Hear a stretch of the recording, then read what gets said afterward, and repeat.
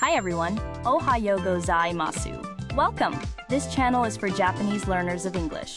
Kiyomo shadowing no lesson wo yadakimasho. Listen to today's real native conversation. Focus on the rhythm and shadow along. Practice daily to master tango, bunpao, hatsuan, and rhythm. Repeat and try again tomorrow if needed.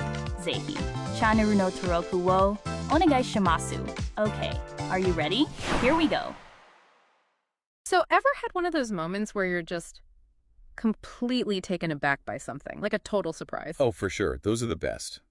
Or the worst, depending on what it is. Haha, true that.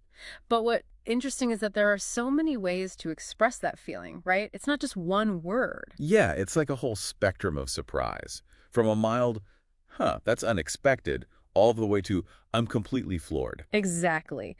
And that's what we're going to be talking about today. All the different ways we can say, I was surprised in English. And we'll get into some slang too. Sounds good. Let's start with the basics, like surprised. Simple enough. Yeah, and super common. You'd say, I was surprised to see him there. You know, a general kind of mild surprise. Right, but then you've got astonished, which is like a step up from that.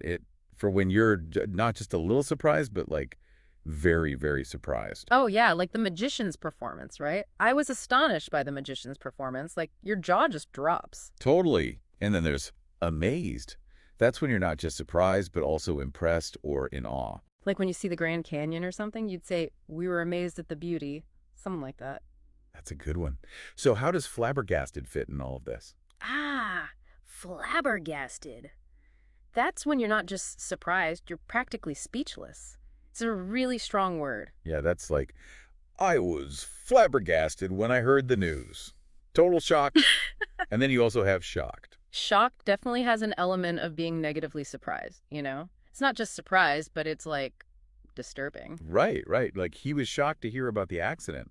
A bad kind of surprise. So we've got all these different levels, and then you've got taken aback, which is different again. Yeah, taken aback is like a sudden surprise that throws you off guard a little bit. I was taken aback by his abrupt departure. Exactly. It's like being caught off balance. And what about startled? Startled is very sudden, a physical reaction, right? Yeah. Like a loud noise or someone sneaking up on you. Totally. That's when you jump a little bit.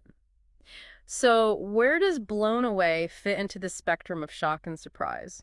Oh, blown away. That's like a super strong positive reaction.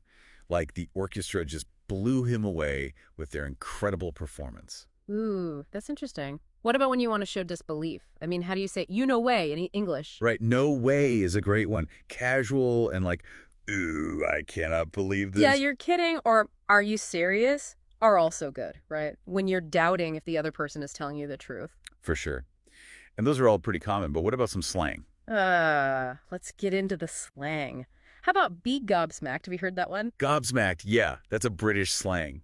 It's like being so surprised that you're speechless and with your mouth hanging open. Like, I was gobsmacked when they threw the surprise party. That's pretty strong. I like that. Right? That's a good one.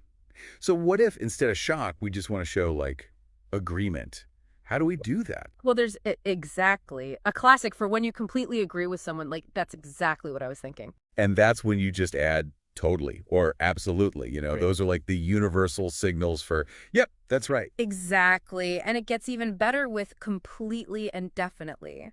Just add lie to the end and boom, perfect for agreeing to everything. So you're saying they're like the go-to words, right, that we use to show agreement and support. Yes, and they're versatile. They can be used in casual or informal situations. Speaking of versatile, that is right is something that Jetta's used all the time.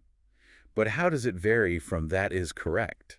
That's right, and that's correct are quite similar. But you'd use that is correct when someone gets an answer right. Ah, that makes perfect sense. So it is more precise than simply agreeing. Precisely. It's about accuracy, and that's true is another good one, when what someone said is a fact. Okay, that makes sense. That's true. It's more like acknowledging a factual statement, right? Exactly. It's all about the context and the intensity of that feeling, and the more you practice, the more natural these words will become. True that. So many ways to say that you were surprised. It really adds a lot of color to a conversation. Yeah, for sure. It makes your English sound so much more natural. It's all about that emotion, right? Yeah, that's the whole thing. Thanks for breaking it down. Alright, we've finished today's lesson. How did you find it? 理解できない部分はありませんでしたか? Repeat and try again tomorrow if needed. Please let me know your 感想 or request in the comments. ぜひチャンネルの登録をお願いします. I look forward to seeing you all again soon. See you next time. Bye bye.